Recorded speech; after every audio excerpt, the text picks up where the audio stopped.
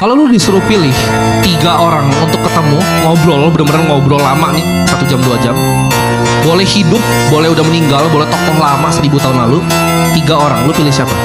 Berapa jam sama dia? Nggak, bebas lah, semalaman gitu. Dapat makan malam. Pak Jokowi pasti nomor 1. Nomor 1 Pak Jokowi. Pasti. Boleh dikasih alasannya kenapa? Dia bermain catur dengan indah. Siapa yang tidak kenal dengan Jokowi? Bayangkan, seseorang bisa naik dari wali kota Solo, lalu gubernur DKI Jakarta, lalu akhirnya jadi presiden Indonesia. Dalam politik, jalur seperti ini tidak biasa.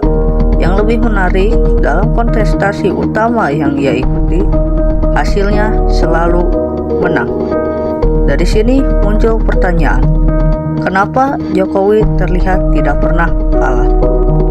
Di politik, kemenangan bukan cuma soal suara.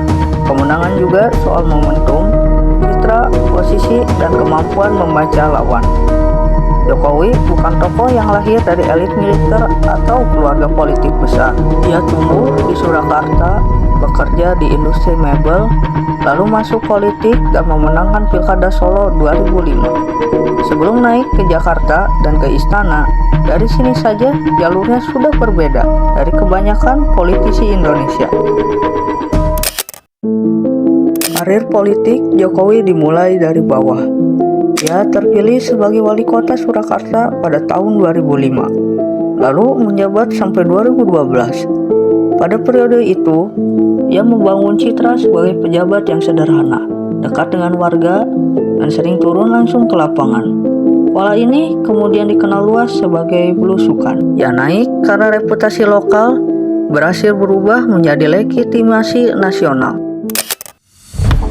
Tahun 2012 menjadi titik penting.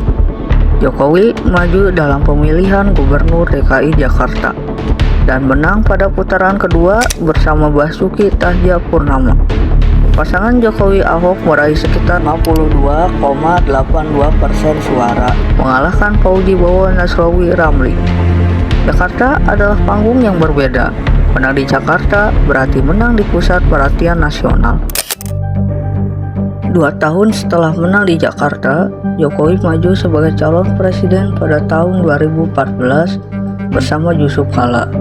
Hasil resmi menunjukkan pasangan Jokowi JK menang dengan 53,15% suara, sedangkan Prabowo Subianto Hatta Rajasa memperoleh 46,85%. Ini adalah lompatan besar dari gubernur ke presiden dalam waktu singkat.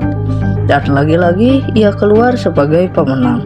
Kalau dilihat dari sudut analisis, kemenangan itu tidak bisa dijelaskan hanya dengan satu faktor. Ada momentum publik yang sedang mencari figur baru. Ada citra Jokowi sebagai outsider politik. Ada jarak simbolik antara dirinya dan elit lama. Ada kemampuan kampanye yang membuatnya terlihat sebagai simbol perubahan. Apakah Jokowi menang karena keberuntungan atau karena strategi? Jawabannya kombinasi keduanya. Tetapi strategi jelas punya peran besar. Dari Solo ke Jakarta, lalu ke Pilpres, Jokowi berhasil menjaga satu hal yang sangat penting dalam politik modern, kepercayaan publik. Dia juga membangun identitas politik yang mudah dipahami, tidak rumit, dan dekat dengan bahasa sehari-hari. Dalam politik, yang menang seringkali bukan yang paling keras suaranya, melainkan yang paling cocok dengan suasana zaman. Jokowi muncul ketika publik sedang lelah dengan citra elit lama. Ia naik bertahap, bukan meloncat brutal. Pada 2019, Jokowi kembali maju dan kembali menang. Hasil rekapitulasi resmi menunjukkan pasangan Jokowi Maruf Amin meraih 55,50% suara. Sementara Prabowo Subianto Sandiaga Uno memperoleh 44,50%. Artinya, kemenangan Jokowi bukan peristiwa satu kali. Ia berhasil mempertahankan dukungan elektoralnya dalam kontestasi besar berikutnya. Di titik ini, kenapa Jokowi tidak pernah kalah mulai terasa masuk akal secara naratif. Bukan karena ia tidak punya kritik, bukan karena kebijakannya tanpa kontroversi, tetapi karena dalam kontestasi elektoral yang besar yang ia ikuti, hasil akhirnya konsisten, selalu menang. Tentu, kemenangan politik tidak otomatis berarti semua kebijakan benar. Pemerintah Jokowi juga memunculkan kritik dan perdebatan. Tapi kalau fokus pertanyaannya adalah mengapa karir politiknya terlihat begitu mulus, maka jawabannya ada pada kombinasi citra, momentum, komunikasi politik, dan kemampuan bergerak dari level lokal ke nasional tanpa kehilangan relevansi.